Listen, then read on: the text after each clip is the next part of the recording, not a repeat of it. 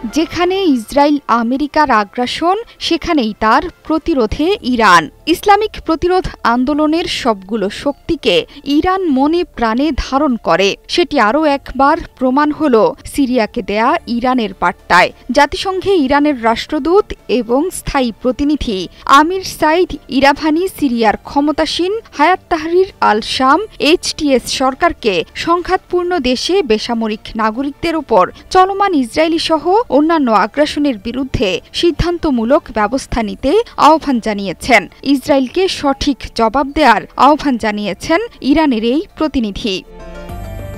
এখন যে কোনো ব্র্যান্ডের পুরাতন এসি বদলে নতুন ওয়ালটন এসিতে উপভোগ করুন 25% ছাড়।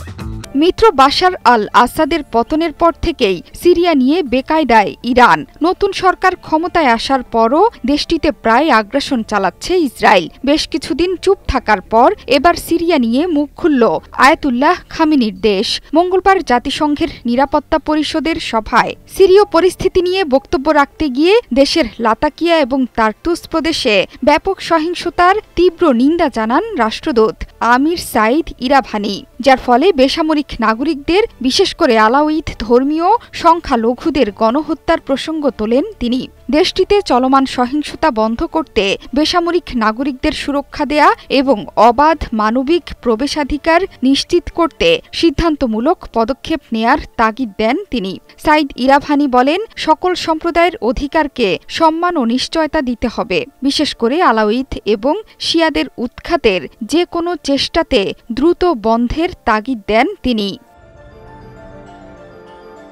সিরিয়ায় সন্ত্রাসবাদের বিরুদ্ধে লড়াইয়ের প্রয়োজনীয়তার ওপরও জোর দিয়ে তিনি বলেন, বিদেশি সন্ত্রাসীদের অবশ্যই দেশে ফিরিয়ে এনে জবাবদিহি নিশ্চিত করতে হবে। সেই সাথে অঞ্চলটিকে আরও অস্থিতিশীল করা থেকে বিরত রাখার প্রতি জোর দেন তিনি। গেল ৮ ডিসেম্বর সিরিয়ার আসাদ সরকারের পতন ঘটিয়ে ক্ষমতা নেয় HTS। সম্প্রতি ইসরায়েল সিরিয়ার ওপর মারাত্মক বিমান হামলা বাড়িয়েছে। পাশাপাশি গোলান মালভূমির বাইরেও আরব দেশটিতে তাদের দখলদারিত্ব বৃদ্ধি করেছে। সিরিয়ার দক্ষিণ পশ্চিম প্রদেশ দারা আয় একটি গ্রামে ইসরায়েলি সামরিক বাহিনীর হামলায় ৭ জন নিহত এবং আরও বেশ কয়েকজন আহত হয়েছেন। সিরিয়ার সার্বভৌমত্ব এবং আঞ্চলিক অখণ্ডতা লঙ্ঘন করছে ইসরায়েল। তাদের বিমান হামলা আন্তর্জাতিক আইন লঙ্ঘন এবং আঞ্চলিক অস্থিতিশীলতাকে আরও বাড়িয়ে দিচ্ছে বলে মন্তব্য ইরানি রাষ্ট্রদূতের। তিনি সিরিয়ার পুনর্গঠনকে সহজ করতে শরণার্থীদের তাদের মাতৃভূমিতে নিরাপদে প্রত্যাবর্তন নিশ্চিতে সিরিয়ার ওপর থেকে সমস্ত অবৈধ মার্কিন এবং EU নিষেধাজ্ঞা প্রত্যাহারের আহ্বান জানান।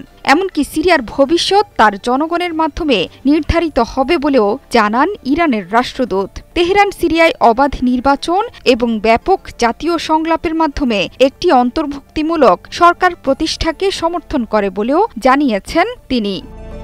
জোহরা চৌধুরী সেতু, ৭১।